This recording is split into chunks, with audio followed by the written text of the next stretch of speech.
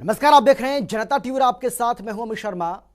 तो आज एक बार फिर से पॉलिटिकल पंचायत में हम बात करेंगे कोरोना को लेकर, कोरोना के बढ़ते मामलों को लेकर, क्योंकि कोरोना किस कदर पूरे देश में अपना कहर बरपा रहा है, इस बात का अंदाजा आप इसी से लगा सकते हैं कि पिछले 2 दिन से लगातार 2 लाख से ज्यादा मामले देश में सामने आए हैं।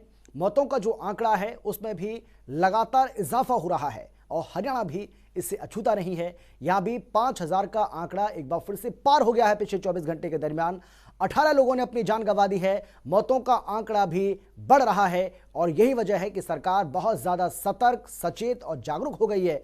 एक के बाद एक पाबंदियां लगाई जा रही हैं और उन्हीं में से एक और फैसला आज हरियाणा सरकार की ओर से लिया गया और वो फैसला था 9वीं से लेकर 12वीं तक के स्कूलों को भी बंद करने का फैसला। यानी कि 9वीं से 12वीं तक के स्कूल भी अब बंद रहेंगे। इससे पहले भी जो पाबंदियां लगाई गई हैं उसके बारे में इससे पहले हम आपको लगातार बताते रहे हैं। हरियाणा सरकार पाबंदी लगातार लगा रही है और सवाल इसीलिए हम पूछ रहे हैं कि क्या पाबंदी के आगे लॉकडाउन है। सवाल इसलिए भी क्योंकि मजदूर प्रदेश से लगातार पलायन कर रहे हैं। अंबाला हो या फिर साइबर सिटी गुरुग्राम, राई हो या फिर भिवानी, कुंडली, तमाम जगह से ऐसी तस्वीरें सामने आ रही हैं जहां मजदूर पलायन कर रहे हैं। हालांकि इन मजदूरों से इससे पहले गृहमंत्री ने अपील की थी और इसके साथ ही आज मुख्यमंत्री मनोहर लाल की ओर से भी इनसे अपील की गई है और कहा गया है कि हमारा लॉकडाउन लगाने का किसी तरह का कोई इरादा नहीं है, आप यहीं रहिए, अपना काम करिए, लॉकडाउन नहीं लगने वाला है। बावजूद इसके पलायन बदस्तूर जारी है। इन सब बातों को लेकर, इन सब मसलों को लेकर आज हम चर्चा करने वाले हैं।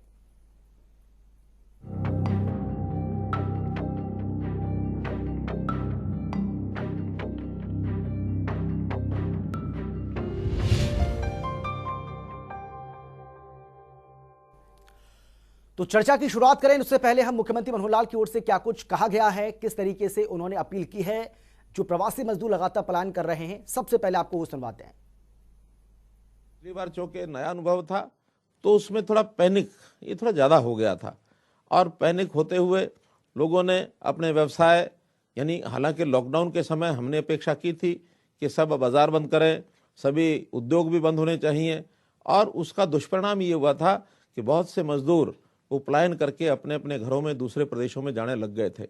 लाखों की संख्या में मजदूर गए, वो वापस भी आए। जब स्थितियां ठीक हुई तो वापस अपना जो उद्योग है, आर्थिक जो सारा चक्र है, वो ठीक अपने लेवल पर आ गया और दोबारा से अपनी गति ने पकड़ा। इस बार हम सावधानी बरत रहे हैं कि उस प्रकार का पैनिक न हो। तो इस बार हम सावधानी बरत रहे हैं कि 2020 में जो पैनिक देखने को मिला था वो पैनिक फिर से ना हो। बावजूद इसके मजदूर लगातार पलायन कर रहे हैं। अब सवाल यह है कि क्या ये मजदूर मजबूर हैं, क्योंकि उन्हें इस बात का डर सता रहा है कि जिस तरीके से एक के बाद एक पाबंदियां लगाई जा रही हैं, कहीं ऐसा ना हो कि एक दिन लॉकडाउन का ऐलान कर दिया जाए और वो जिस तरीके से पिछले साल फंस गए थे, अपने घर जाने में उन्हें काफ़ी मुश्किलों का सामना करना पड़ा, क्या एक बार फिर से ऐसे हालात बन सकते हैं। और इसी डर के चलते, इसी भय के चलते घर वापसी उन्होंने शुरू कर दी है। तो ये पलायन कैसे रुकेगा, कैसे सरकार इनको भरोसे में लेगी, ये भी एक बहुत बड़ा सवाल है, क्योंकि गृहमंत्री की ओर से इससे पहले अपील की गई, डिप्टी सीएम की ओर से अपील की गई और अब खुद मुख्यमंत्री की ओर से अपील की गई है कि आप पलायन मत करिए।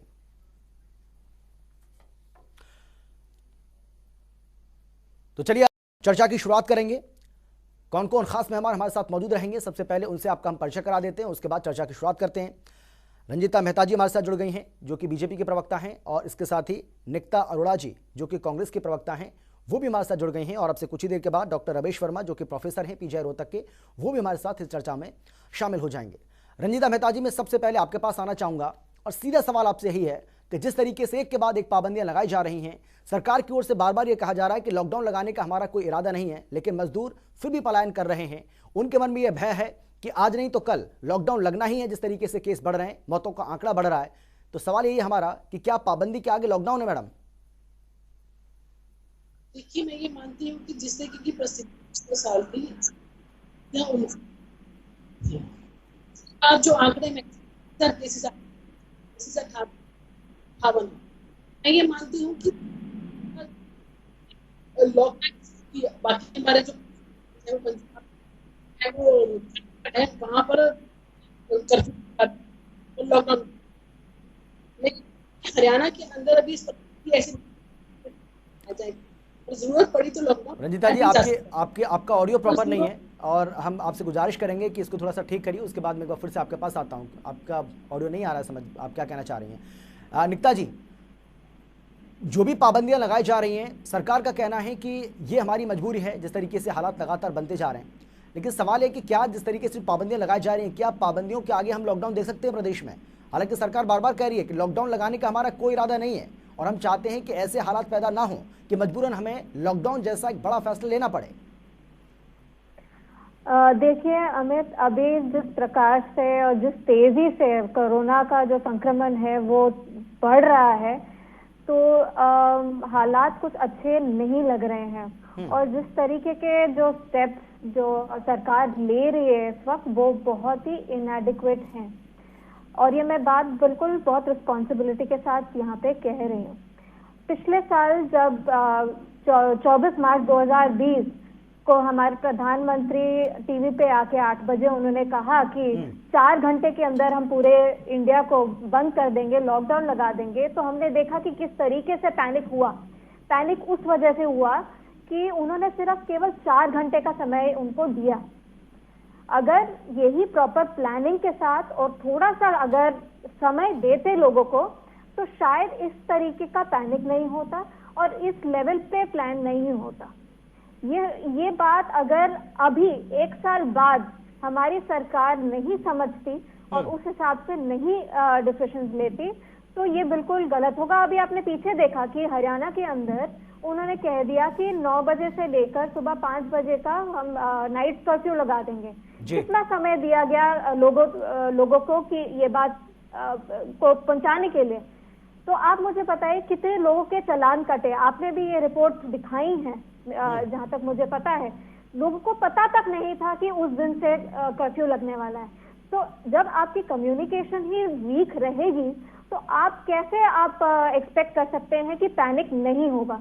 और पैनिक जब होगा, ऐसा कौन सा राज्य संक्रमण का दर बहुत। हाँ जी निकिता जी, ऐसा कौन सा राज्य है जिसने पहले बताया कि हम नाइट कर्फ्यू लगाने वाले हैं, आप अपनी तैयारी कर लीजिए, या हम कोई और पाबंदी लगाने वाले हैं, आप अपनी तैयारी कर लीजिए? आप देख लीजिए अमित, क्या राजस्थान ने ऐसा किया? क्या राजस्थान ने ऐसा किया? छत्तीसगढ़ ने ऐसा किया? बिल्कुल, मैं आपको बता रही हूँ। पंजाब सरकार ने ऐसा किया? हर सरकार ने एटलीस्ट 24 आवर्स का नोटिस दिया है। उन्होंने अचानक से शाम को ये नोटिस नहीं कहीं पे भी दिया कि हम 3 घंटे के अंदर नाइट कर्फ्यू लगा रहे हैं, आप देख लीजिए, आप जो कर सकते हैं। तो ऐसे में अफरा तफरी नहीं मचेगी तो क्या मचेगा? आप मुझे बताइए, ये बहुत ही लॉजिकल बात है यहाँ पर। और मैं यही कह रही हूँ, यहाँ पे कम्युनिकेशन बहुत ही इंपॉर्टेंट है। ना तो हमारी सरकार ने अवेयरनेस कैंपेन सही से चलाए। आज देख लीजिए कौन मास्क पहन के घूम रहा है और कौन क्या कहते हैं पूरी तरीके से सख्ती से ये चीज एनफोर्स क्यों नहीं हो पा रही? क्योंकि हमारे प्रधानमंत्री खुद इतनी बड़ी बड़ी रैलियों में जा रहे हैं, ना तो वो वहां पे मास्क पहनते। रैलियां तो पहले होनी नहीं चाहिए। निकिता जी, मैं आऊंगा आपके पास। निकिता जी, मैं आपके पास फिर से आऊंगा। ठीक है, जवाब लेते हैं। रंजीता मेहता जी, ये तो बात सही है, जब देश के प्रधानमंत्री बिना मास्क के इतनी बड़ी रैली करेंगे, भाई सबसे बड़ा संदेश तो वही दे सकते हैं ना लोगों को। अगर रैलियां हो रही हैं और उन रैलियों में कोविड प्रोटोकॉल्स का पालन नहीं किया जा रहा है, तो सवाल तो पूछा जाएगा। अमित जी, सबसे पहले तो मैं बता दूं कि प्रधानमंत्री जी जहां भी जाते हैं मास्क पहनकर जाते हैं, मास्क के बिना नहीं जाते। लेकिन जो भीड़ आ रही है, क्या वो मास्क लगा रही है? जो भीड़ वहां पर आ रही है लाखों की संख्या में, क्या वो मास्क लगा रही है? लोग वहां पर मास्क लगाते आपको नजर आते हैं क्या? कंप्लीट कर लूं, आपसे अपेक्षा करती हूँ कि मुझे मेरी बात कंप्लीट करनी। नहीं मैम, आप पूरी बात कीजिएगा, आपको पूरा मौका दिया जाएगा, लेकिन मैं काउंटर सवाल तो करूंगा ना मैम।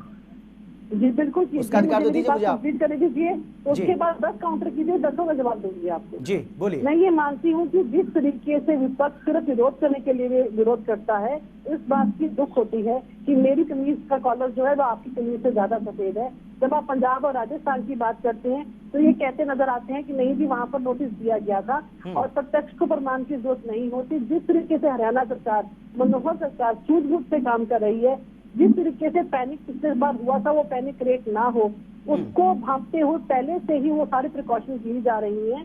तो हम पूरी तैयारी में हैं, हमें हर स्थिति से जूझना आता है और हम इस सहयोग को की अपेक्षा अपने विपक्ष से भी करते हैं कि हमारा सहयोग करें, ना कि आप परमानेंट विरोध करने के लिए विरोध करें। पिछले साल जो लॉकडाउन लगा था उसके अंदर भी आर्थिक स्थिति को सुधारने के लिए 1500 करोड़ का पैकेज सरकार के द्वारा दिया गया था, जिसके अंदर 16,20,000 परिवारों के खाते में 619 करोड़ रुपए आर्थिक सहायता के रूप में दिए गए थे।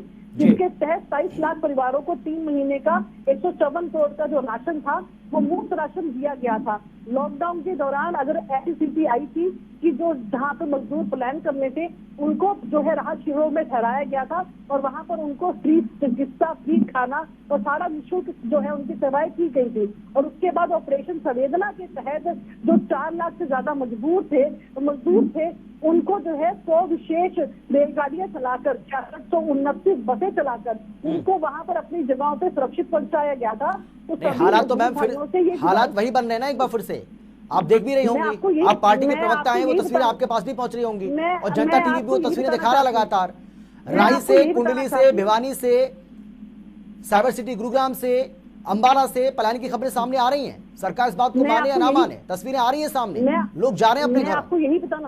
मैं आपको यही बताना चाहती हूँ कि उसी पैनिक को क्रिएट ना हो और हम मजदूरों को, श्रमिकों को यही समझा रहे हैं कि अगर अपने प्रदेश से दूसरे प्रदेश के अंदर जाते हैं, अपने घर में जाना चाहते हैं तो वहाँ भी हालात इससे बेहतर ही इससे बदतर होंगे। हरियाणा सरकार आपकी जिम्मेदारी लेती है कि आपको किसी भी चीज की दुविधा और सुरक्षा, किसी तरीके की परेशानी, चिकित्सा की कमी कुछ भी नहीं होगी। आप जहाँ है वही रहिए और अपना काम कीजिए, क्योंकि पिछली बार का जो आर्थिक, लेकिन ये बात तो पिछली बार भी कही थी ना मैम, साल 2020 में जब लॉकडाउन लगा था यही बात तो बोली गई थी। लेकिन किस तरह से दिक्कतें हुई लोगों को, किस तरह के से लोगों ने हजार किलोमीटर का रास्ता खुद ही पैदल तय किया, ये हम सब जानते हैं। तो इसलिए उन्हें भरोसा नहीं हो रहा है कि सरकार और सिस्टम बहुत सारी बातें कहते हैं लेकिन इनके दावे खोखले साबित होते हैं समय आने पर। और ऐसा लग रहा है कि इसलिए मजदूर, अब जो ये जो मजदूर हैं इनको भरोसा नहीं रहा है सरकारों पर। अमित जी, जहाँ तक हरियाणा सरकार की बात है, मैं पड़ोसी राज्यों की सरकारों के दावे और वादे नहीं कर सकती, मैं हरियाणा सरकार की बात कर सकती हूँ। मनोहर सरकार की जो मैं आंकड़े आपको बता रही हूँ वो एक आंकड़ा सर आप मैम आपके राज्य में भी ऐसी मैम आपके राज्य में भी ऐसी तस्वीरें देखने को मिली थी, हरियाणा में भी ऐसी तस्वीरें थी और अभी भी देखने को मिल रही हैं।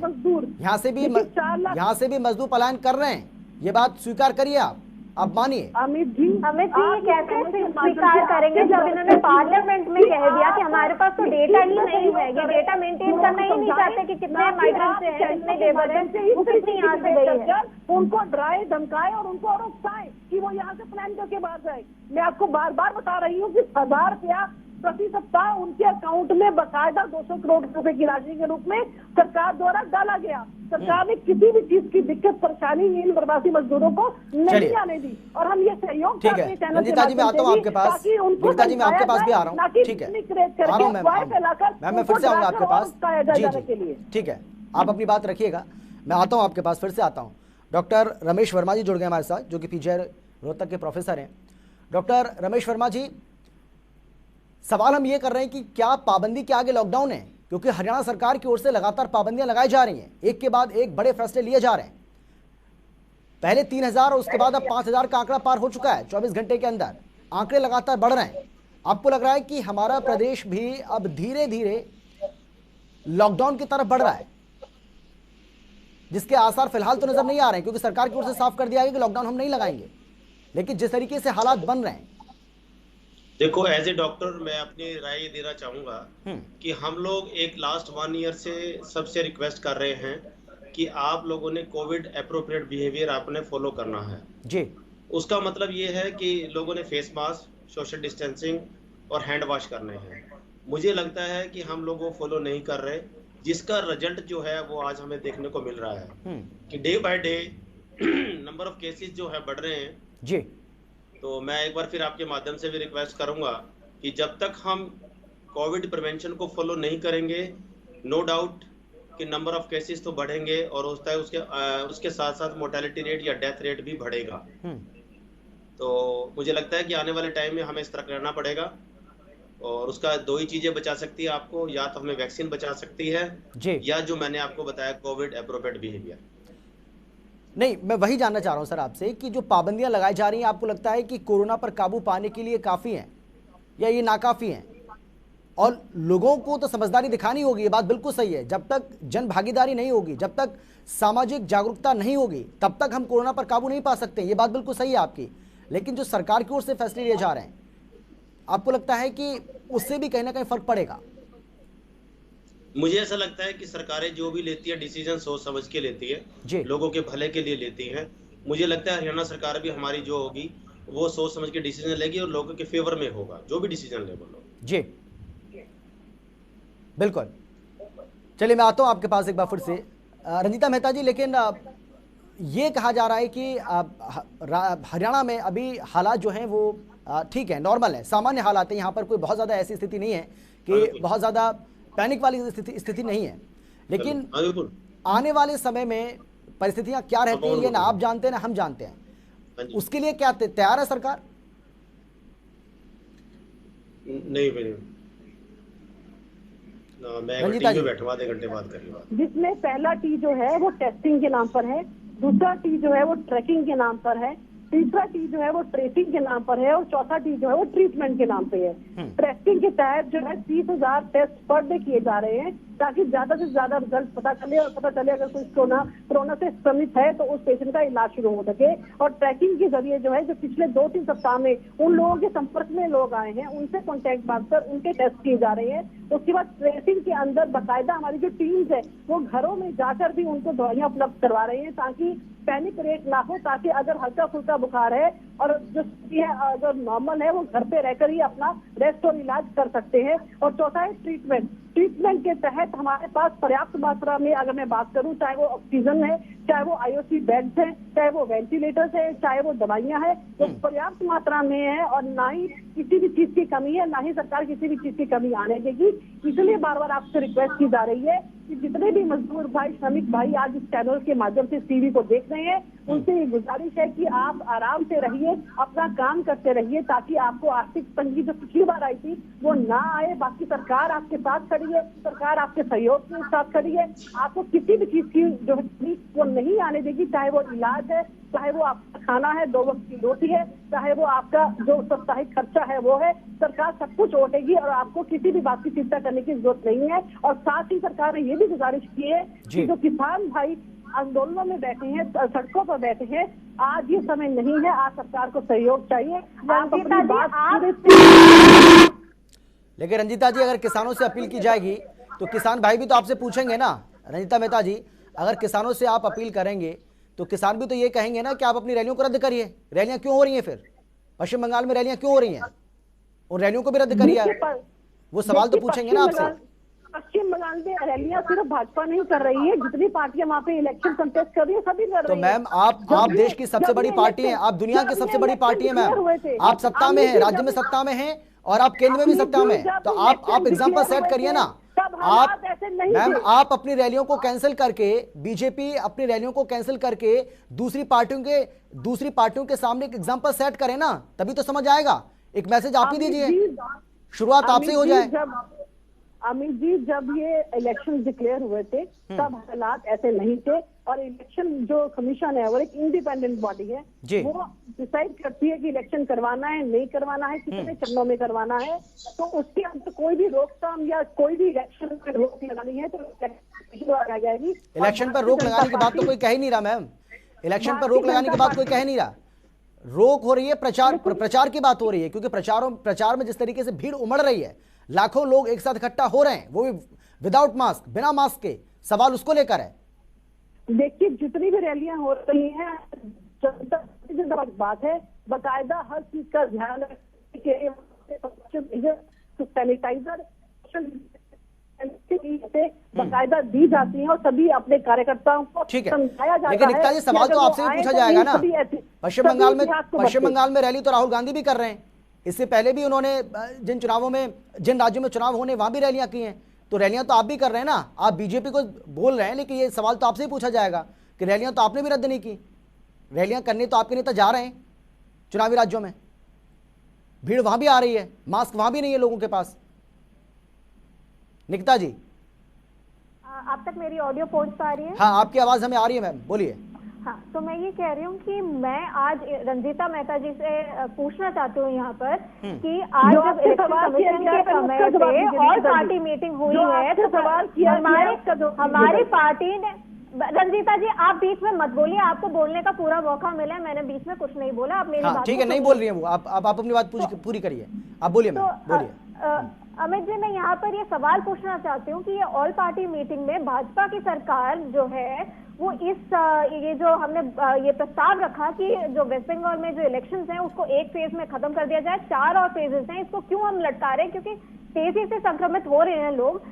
हम तो सब इस चीज के पक्ष में हैं। भाजपा जो है वो क्यों कतरा रही है इस प्रस्ताव जुड़ने के लिए? तो मुझे ये सवाल मैं रंजीता मेहता जी से पूछना चाहती हूँ। अब वो बाकी जो चरण रह गए मैम, बाकी जो फेज रह रहे हैं, अब वो 4 चरणों में चुनाव होना है या फिर एक फेज में कराना है, वो जिम्मेदारी तो चुनाव आयोग की है ना।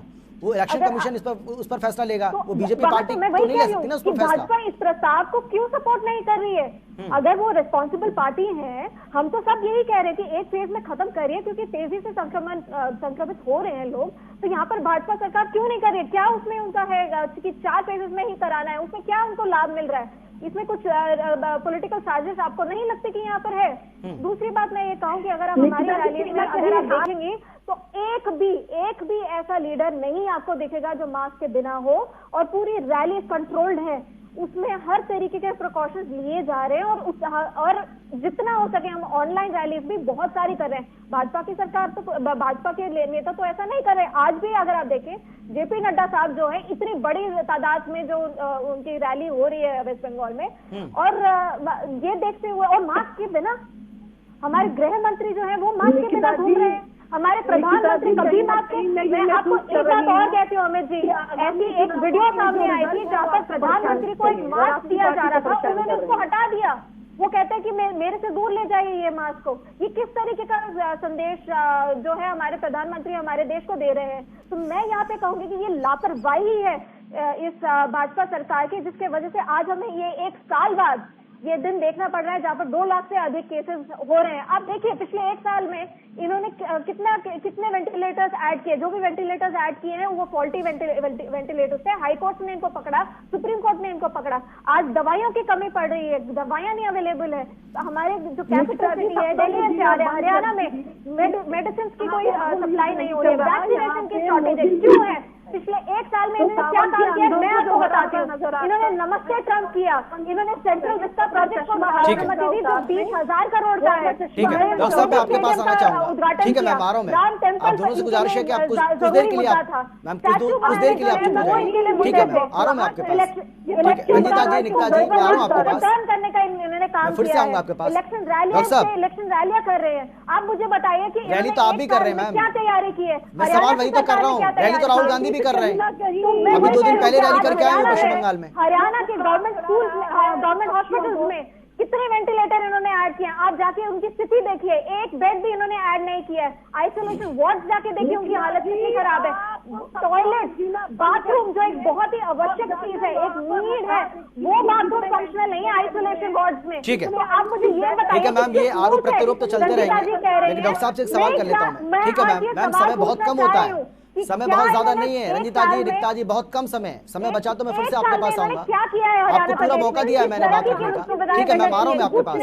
जो डॉक्टर साहब से सवाल करने दीजिए, बहुत देर से बैठे। मैम आ रहा हूँ मैं, रंजीता जी, निकिता जी, मैं आ रहा हूँ आपके पास। ठीक है, बताइए रंजीत। ठीक है, मैं आ रहा हूँ आपके पास। डॉक्टर साहब, जिस तरीके से ये कहा जा रहा है कि हरियाणा में वैसे हालात नहीं है जो बाकी राज्यों में हालात देखने को मिल रहे हैं, यहाँ पर ऐसी पैनिक वाली सिचुएशन जो है वो अभी नहीं आई है। मैं ये आपसे जानना चाहूंगा कि जो कहा जा रहा है या जो कुछ देखने को मिल रहा है उसमें और ज़मीनी हकीकत में क्या अंतर है? क्या वाकई में हरियाणा में ऐसी जो पैनिक वाली जो सिचुएशन है क्या अभी नहीं है? क्योंकि बाकी राज्यों में हम देख रहे हैं कि वहाँ पर किस तरीके से अस्पतालों के बाहर लंबी लंबी कतार लगी हुई है, लोगों को बेड्स नहीं मिल रहे हैं, आईसीयू में जगह नहीं है, ऑक्सीजन की कमी हो रही है, रेमडेसिविर इंजेक्शन की कमी हो रही है, बहुत सारी दिक्कतें आ रही हैं लोगों को, लोग परेशान हैं। लेकिन क्या हरियाणा के बारे में जो कुछ कहा जा रहा है, आपको लगता है कि ये सही है और उसके लिए हरियाणा पूरी तरह से तैयार है? तो मैं आपके माध्यम से लोगों से अपील करूंगा कि पैनिक होने की कोई जरूरत नहीं है जी। दिल्ली, महाराष्ट्र की या एमपी की या राजस्थान की तरह हरियाणा में इस तरह के हालात नहीं है जी। और अगर मैं पीजीआई की बात करूं, रोहतक की बात करूं, तो हमारे पास पर्याप्त मात्रा में ऑक्सीजन है, दवाइयां हैं, वेंटिलेटर्स हैं, तो घबराने की जरूरत नहीं है। मैं सबसे अपील ये करना चाहूंगा जी। और मैं आश्वासन देता हूं लोगों को कि हमारे पीजीआई की तरफ से कोई कोताही नहीं बरती जाएगी और हमें ऐसा लगता है कि आने वाले टाइम में एक 15-20 दिन के बाद थोड़े सामान्य हो जाएंगे। एज ए कम्युनिटी फिजिशियन मैं आपको आश्वासन देना चाहता हूं और लोगों से अपील फिर मैं वही करूंगा, क्योंकि अगर इस कोरोना से बचना है, हम 1-1.5 साल से वही बार बार लोगों को अपील कर रहे हैं। बिल्कुल। क्योंकि वायरस ने एक ही चीज देखनी है, वो है ह्यूमन, इंसान भी देखना है उसने कोई अमीर गरीब नहीं देखना, उसने गांव या शहर का नहीं देखना। तो मैं सबसे अपील करूंगा कि फेस मास्क, सोशल डिस्टेंस और हैंड वॉश जरूर फॉलो